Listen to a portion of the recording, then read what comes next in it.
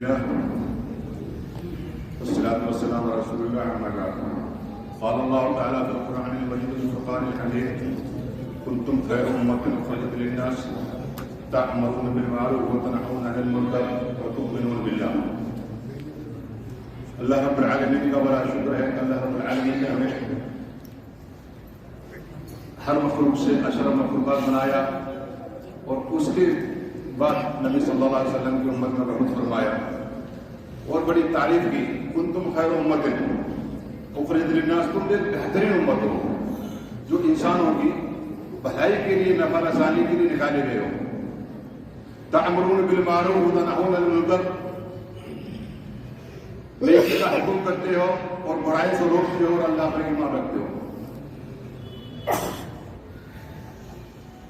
آج علماء کے بیچ یہ بات کہنے کی ضرورت پیش آئی کہ ہر دور میں ہمارے علماء ایک نظیر بنے ہیں اور ہر دور میں ایک کامیابی حاصل ہوئی ہے. آج ہم اس گئے گزرے دور سے جو گزر رہے ہیں اس دور، یہ دور کسی سے مخفی نہیں، چھپا ہوا نہیں ہے.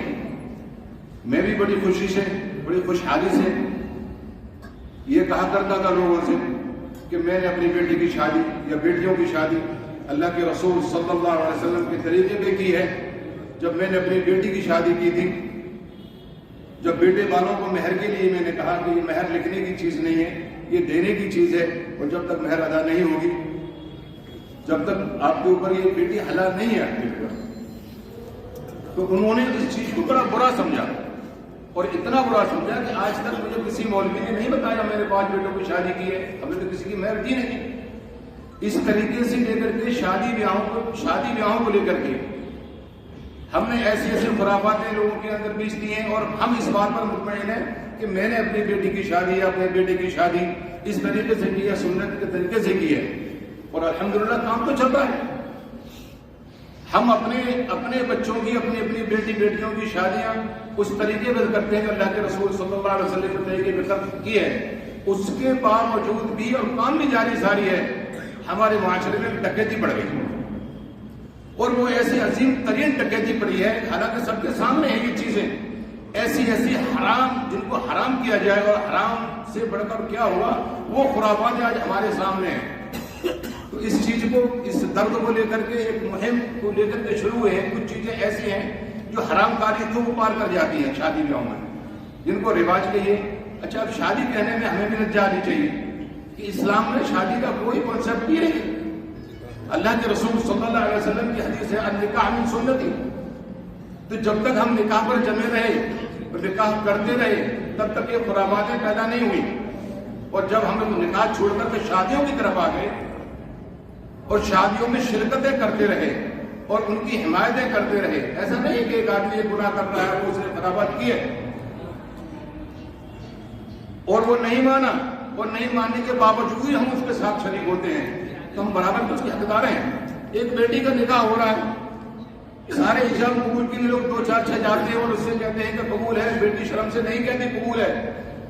گھر والے سارے خاموش، سننے والے بھی خاموش، تو یہی تو کہتے ہیں کہ ہاں بیٹی راضی ہے، بیٹی راضی ہے، اس نے اپنے نکاح کی گواہی دی.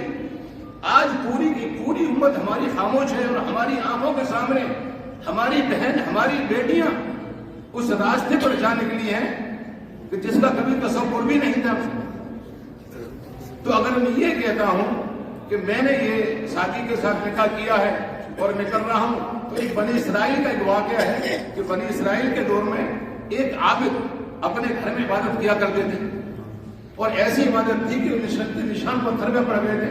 اللہ رب العالمین نے فرشتوں کو بھیج دیا کہ جبرائیل جائیے اس بستی پر، پلٹ دو اس بستی پر، نظر نازل کر دو. جب جبرائیل علیہ السلام اس کو دیکھتے ہیں اور یہ کہتے ہیں کہ اللہ یہ بندہ تو نماز میں لگا ہوا ہے، یہ عبادت میں لگا ہوا ہے، تو اللہ رب العالمین شاید فرماتا ہے کہ یہیں سے شروع کرو آپ، جہاں سے یہ عبادت کر رہا ہے.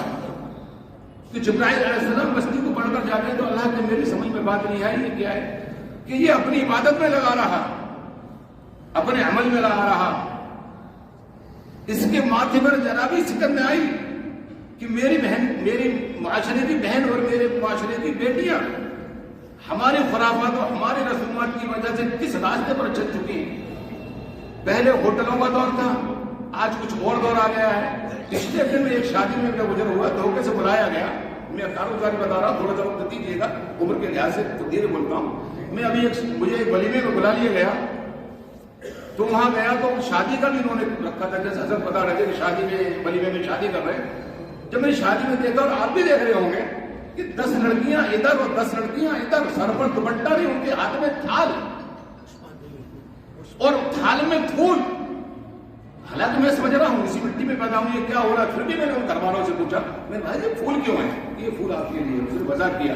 میں نے کہا ایک عورت, دیکھیں لا حرج فی الدین, دین کی بات کرنے میں شرم نہیں. میں بھی آپ سے کہہ رہا ہوں, ایک عورت کسی مرد کو اگر پتھر مار دے تو اشارہ کیا آتا ہے؟ یہ اس کے دماغ میں کچھ خرابات ہے, یا کچھ چاہ رہی ہے, یا غلط دعوت دے رہی ہے. یہی تو آئے گا کوئی اور. میری بہن, میری بیٹیاں میک اپ کر کے بڑے بڑے اچھے لباس میں اور پھول لیے کھڑی ہیں, اور وہ سب کو مار رہی ہیں, اور وہ دیوس بے غیرت میں وہاں کھڑا ہو دیکھ رہا ہوں. یہ بالکل سراسر سی حرام خوری ہمارے معاشرے میں پھیل چکی ہے.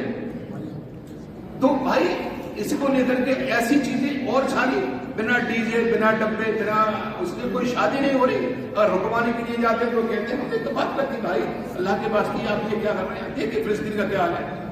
اللہ کے رسول صلی اللہ علیہ وسلم کی وہ حدیث ثابت نہیں ہوتی تو بہت سارے ہو گئے, وہ سمندر کے جہاد کے برابر ہو گئے.